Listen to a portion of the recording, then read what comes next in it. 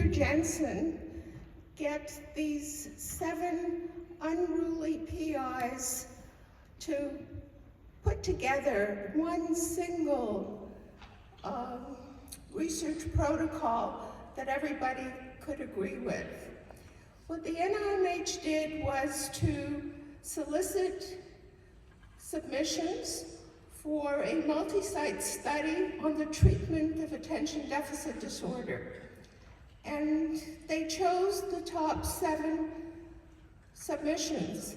However, they were all different. And so once a month, we all made the trek to Washington, D.C. to work out a common protocol. Well, there were a lot of egos in that room, and a common protocol was not forthcoming.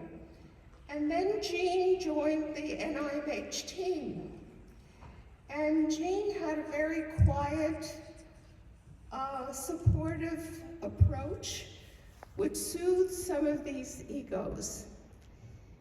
He had been a pastor before he became a psychiatrist. He went to medical school after he was a pastor, and through medical school and through psychiatric training, he continued his very quiet approach. You can see this photo really shows the 7 sites headed by very different people.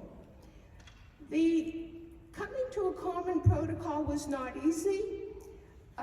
There were a lot of egos involved, and Jean's presence was instrumental in bringing about some cohesion and some common ground.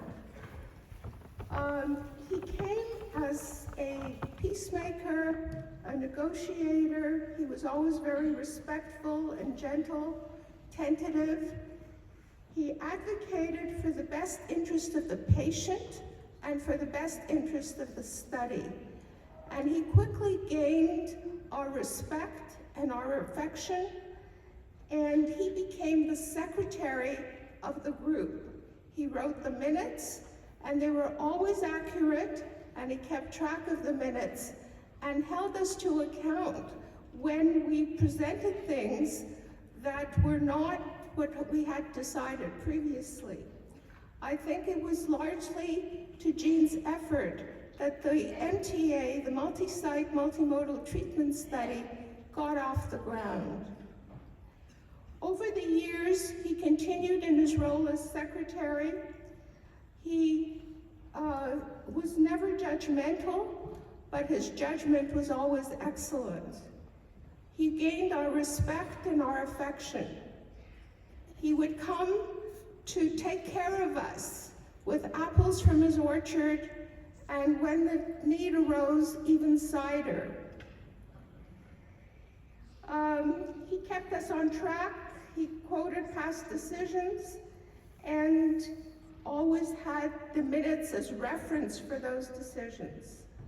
Generally, he was exceptionally good at editing and could edit down a 500-word abstract to 250 without losing a single meaning, a single point. Jean was very generous with himself, with his time, with his efforts. He helped everyone. Ultimately, he was the team player, being quiet and supportive. He did become one of its leaders. At times, we shared personal stories and aspects of our lives. We looked forward to meetings where we could meet together, and he was always supportive and respectful. Jean was a shining light in our group. We thought we'd never lose him, and it was very sudden that we did. He was a scientist, a clinician, a colleague, and a friend. He enriched our lives and those of our patients. He was a wonderful role model. He led by example. He leaves us a rich legacy of the many parts of our involvement together. This legacy is from the past, but also in the present, and will continue into the future. He has made us better. He has improved the lives of children with ADHD and with autism. He worked a lot in the area of autism. And his influence in the field and on us will long continue. We will miss him greatly. Thank you.